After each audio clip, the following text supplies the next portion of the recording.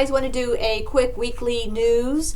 Week 8, officially halfway through the semester. It is going so fast. I had a student last week, like, she goes, no, it can't be week 7. It was, week 7 last week. She's like, no. I'm like, yes, it is going that fast. Okay, so I have opened up your next case study.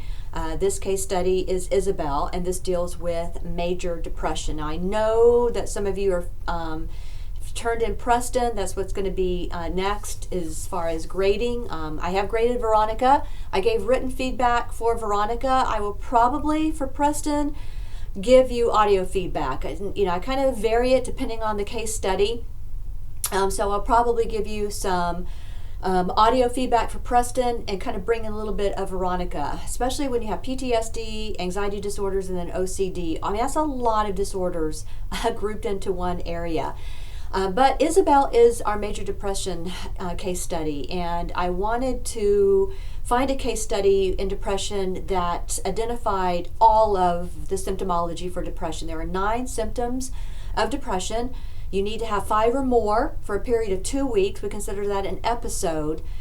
But I was looking for a case study that really identified everything and kind of really looked at the connection between the biological, psychological, and cultural, just kind of everything kind of intertwined, so you can see how people react different with the different symptomologies of depression.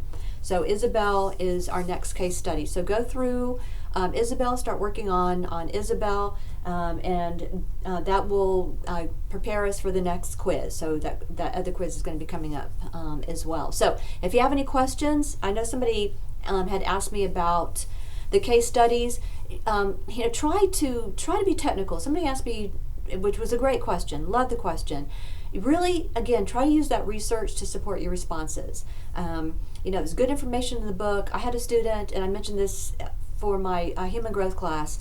If you want to look outside of your textbook, that's perfect. Do that.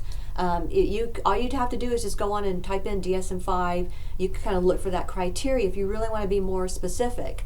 But again, pull it all together. Look at the biological, psychological, and the cultural aspects. And some of you, I noticed when I was reading through Veronica, you were highlighting. You could use the different highlights, and that's brilliant. That's just perfect. This is practice.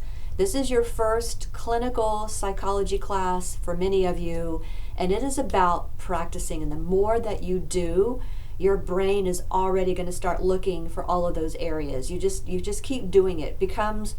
Almost becomes implicit. You just all of a sudden start looking for it. And you're going to be looking for the symptomology. So again, this is just practice. You guys are doing a fantastic job, and I look forward to reading your responses on Preston, because I asked you guys a question on this one about your own anxiety. Anxiety affects everyone. So I felt like that would be a good self-reflection using Preston and panic disorder. All right, you have any questions? Text me. I'm always here for you guys. All right, bye.